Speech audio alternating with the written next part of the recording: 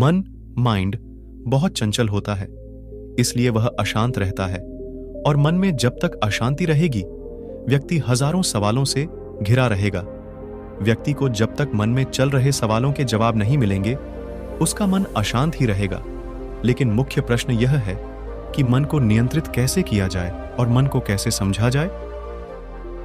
गौतम बुद्ध से जुड़ी इस कहानी के माध्यम से आप जान सकते हैं कि मन को शांत करने का क्या तरीका है।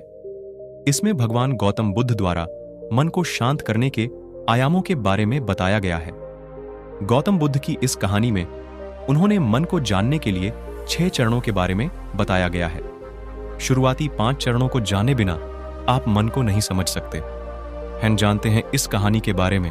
एक बार एक व्यक्ति गौतम बुद्ध के पास गया और पूछा कि मन को नियंत्रित करने का पहला चरण क्या है।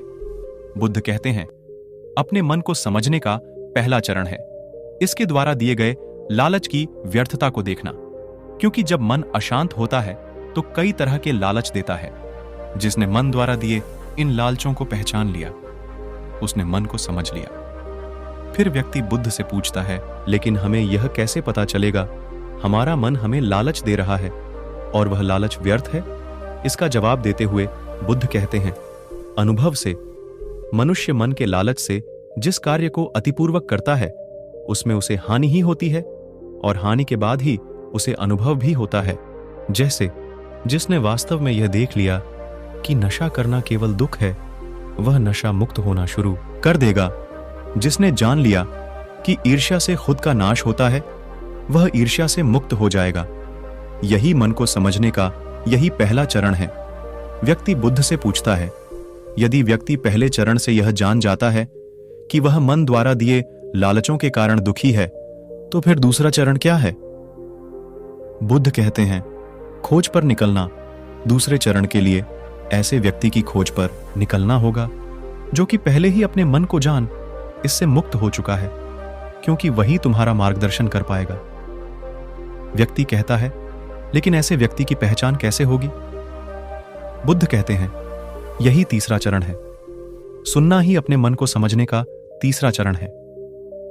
व्यक्ति कहता है, क्या इसे देखकर पता नहीं किया जा सकता? बुद्ध कहते हैं, देखने में कोई व्यक्ति बहुत शांत और अच्छा लग सकता है, लेकिन उसके मन के भीतर क्या है यह उसके शब्दों से ही पता चलता है। लेकिन किसी की बातों पर तब तक विश्वास नहीं करना चाहिए जब तक कि वह तुम्हारे विवेक की कसौटी पर खरा न उतर जाए। बुद्ध कहते हैं, कर्म ही मन को समझने का चौथा चरण है। खुद को जानने के लिए सही दिशा में कर्म करना जरूरी है, लेकिन कर्म करते हुए व्यक्ति हर बार 2 गलतियां करता है। पहली गलती है यह कि शुरुआत ही नहीं करना और दूसरी गलती पूरा रास्ता तय नहीं करना। इन दोनों गलतियों के पीछे हमारे मन की ही चाल होती है।